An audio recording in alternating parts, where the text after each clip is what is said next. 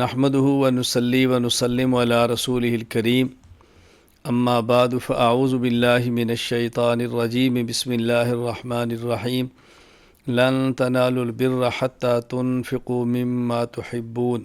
اس آیت کریمہ میں بتایا گیا کہ اللہ تعالیٰ کی محبت کامل تمہیں تبھی مل سکتی ہے جب وہ چیز اللہ تعالیٰ کے راستے میں خرچ کرو جو تمہیں خود بہت زیادہ پسند ہے۔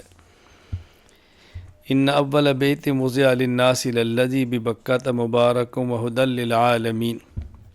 بیت اللہ کی خصوصیات اور فضیلت کو بیان کیا کہ زمین پر سب سے پہلا مکان عبادت گاہ کے طور پر یہ کعبہ ہی بنایا گیا ہے۔ اس میں اہم نشانیاں ہیں۔ اس میں ایک مقام ابراہیم ہے۔ مقام ابراہیم سے مراد وہ پتھر ہے جس پر ابراہیم علیہ السلام کھڑے ہوتے، وہ پتھر اوپر چلا جاتا اور آپ کعبہ کے پتھر کو یوں دیوارے اوپر چنتے جاتے۔ زمزم کا کنواں ہے جو حضرت اسماعیل علیہ السلام کے پاؤں کی وجہ سے نکلا تھا۔ یہاں اور بھی بہت ساری نشانیاں موجود ہیں۔ وَلِلَّهِ عَلَى النَّاسِ حِجُّ الْبَيْتِ مَنِ اسْتَطَاعَ إِلَيْهِ سَبِيلًا۔ جو شخص صاحب استطاعت ہو اس پر بیت اللہ کا حج کرنا فرض ہے۔ استطاعت کا معنی آنے جانے کا کرایہ بھی ہو، اخراجات بھی ہوں۔ اگر شادی شدہ ہے تو اہلیہ اور بچوں کے لیے پیچھے خرچہ بھی موجود ہو۔ اگر عورت ہے تو اس کے لیے ضروری ہے کہ اس کے ساتھ محرم بھی ہو۔ اگر محرم نہ پایا جائے تو عورت پر حج فرض نہیں، محرم یا اس کا شوہر۔ یوم تبیض وجوہ وتسود وجوہ۔ وہ لوگ جن کے قیامت کے دن چہرے سفید ہوں گے وہ اہل سنت والجماعت ہوں گے، اور جن کے چہرے قیامت کے دن سیاہ ہوں گے وہ اہل بدعت اور اہل ضلالت ہوں گے۔ کنتم خیر امت اخرجت للناس تأمرون بالمعروف وتنہون عن المنکر۔ اس امت کی خصوصیت، یہ امت پہلی امتوں سے بہتر اور افضل ہے۔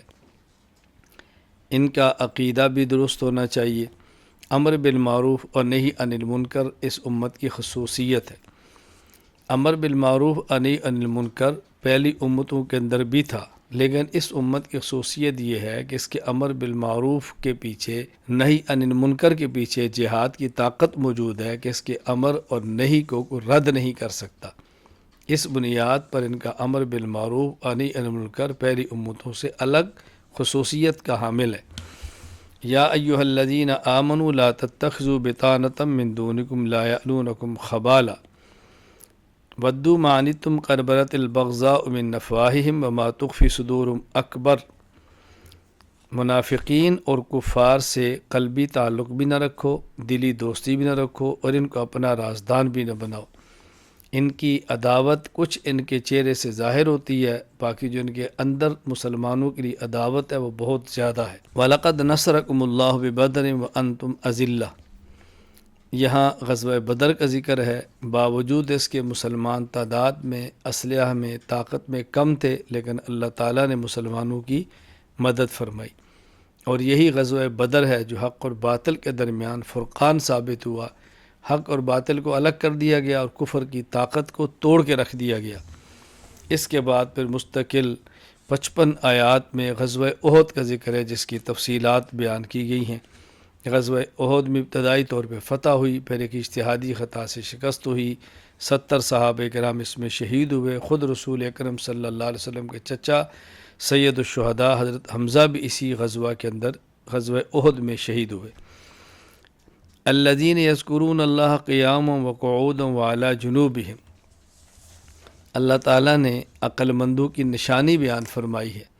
عقل مند کون لوگ ہیں؟ کہ جو کھڑے ہوئے اور بیٹھے ہوئے اور لیٹے ہوئے اللہ کا ذکر کرتے رہتے ہیں۔ کھڑے کھڑے اللہ کو یاد کرتے ہیں، تھک جائیں تو بیٹھ جاتے ہیں، بیٹھ جائیں تو لیٹ جاتے ہیں، ہر حال میں اللہ کو یاد کرتے رہتے ہیں۔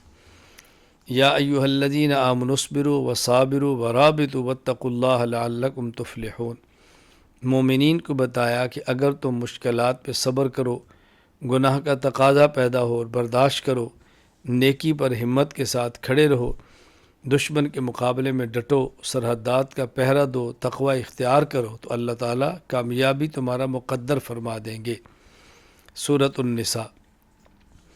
اللہ تعالیٰ نے خواتین یعنی النساء کے نام پر مستقل سورت نازل فرمائی ہے۔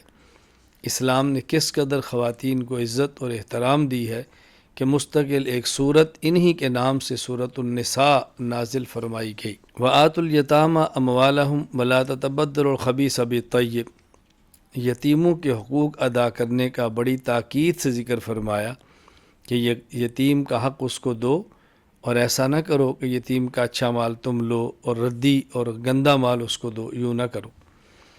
فانکحوا ما طاب لکم من النساء مثنی وثلاث ورباع، یہاں بتایا کہ تم 1، 2، 3، 4 تک نکاح کر سکتے ہو، صاحب استطاعت ہو، ظاہری عدل کر سکتے ہو، نان و نفقہ دے سکتے ہو، تو 4 نکاحوں کی گنجائش موجود ہے۔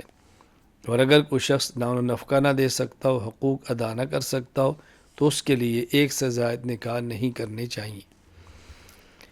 یوصیکم اللہ فی اولادکم للذکر مثل حظ الانثیین، یہاں اس رکوع میں اللہ تعالیٰ نے میراث کا مسئلہ بیان فرمایا اور ایک بنیادی اصول عطا فرما دیا کہ مرد کو عورت سے دوہرا اور دگنا ملے گا۔ ظاہر ہے کہ عورت جب بیٹی ہے تو باپ کے ذمے ہے، اور شادی شدہ ہے تو شوہر کے ذمے ہے، صاحب اولاد ہے تو اولاد کے ذمے ہے اس کا نان و نفقہ اور اس کے اخراجات کو دینا۔ جب شوہر سر پہ نہ ہو اور اولاد ہو تو اولاد دے اپنی ماں کو۔ بہرحال یہاں وراثت کے مسائل کو بیان کیا گیا ہے، جب ضرورت ہو علماء کرام سے پوچھ کر عمل کرنا چاہیے۔ حرمت علیکم امہاتکم و بناتکم و اخواتکم، یہاں اللہ تعالیٰ نے محرمات کو بیان فرمایا کہ کس کس عورت سے نکاح کرنا جائز نہیں۔ ماں کے ساتھ نکاح جائز نہیں، بیٹی کے ساتھ نکاح جائز نہیں، خالہ کے ساتھ، پھوپھی کے ساتھ نکاح، خالہ کے ساتھ نکاح، بہنوں کے ساتھ نکاح جائز نہیں، پھوپھی کے ساتھ نکاح جائز نہیں، خالہ کے ساتھ نکاح جائز نہیں۔ اسی طرح ماں کے اوپر نانی ہے، بیٹی کے اوپر پوتیاں ہیں، یہ ان سب سے اسی حکم کے اندر ہے۔ اور جو رضائی ماں، رضائی بہن ہے، ان کے ساتھ بھی نکاح کرنا جائز نہیں۔ تو جن عورتوں سے نکاح حرام ہوتا ہے اس کے بنیادی اسباب 3 ہیں۔ نمبر 1 نسب یعنی خون کا رشتہ، نمبر 2 رضاعت دودھ کا رشتہ، نمبر 3 مساہرت شادی کا رشتہ، یعنی کسی عورت سے نکاح کر لیا اور رخصتی ہو گئی، اب اس عورت کی والدہ سے نکاح حرام ہو گیا۔ اسی طرح اگر یہ عورت کسی اور شوہر سے اس کے ہاں بچی موجود ہو، نکاح ہو گیا، رخصتی ہوگی، اب اس کی بیٹی کے ساتھ بھی نکاح کرنا حرام ہوگا۔ وآخر دعوانا ان الحمد للہ رب العالمین۔